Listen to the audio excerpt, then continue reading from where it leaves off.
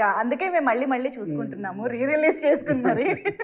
Yeah, and if you had to cost for this movie today, ఈ కాలంలో ఈ 13 years తర్వాత ఇప్పుడున్న ప్రజెంట్ యాక్టర్స్ వీళ్ళు కాకుండా ఎవరిని కాస్ట్ చేసే మీరు అయిపోయి?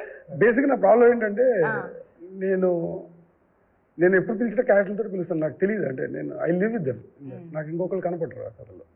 అంటే ఐ డోంట్ నో, ఆ కథ నేను వాళ్ళతోటే చూడగలుగుతాను. ఇప్పుడు నీకు హను అంటే నా ఫేస్ గుర్తొస్తుంది, హను అంటే తన పేరు గుర్తురాదుగా, తన face గుర్తురాదుగా.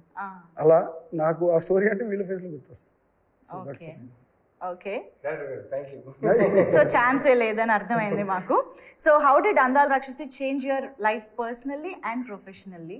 Professionally to be honest we can see so much of growth. And మీరు ఎక్కడి నుంచి ఇప్పుడు ఎంత మంత్ ఆఫ్ మధు, అమ్ము, ఇలా బోల్డ్ అని wonderful roles, Dadasaheb Phalke award అలా ఎదుగుతూ వచ్చారు.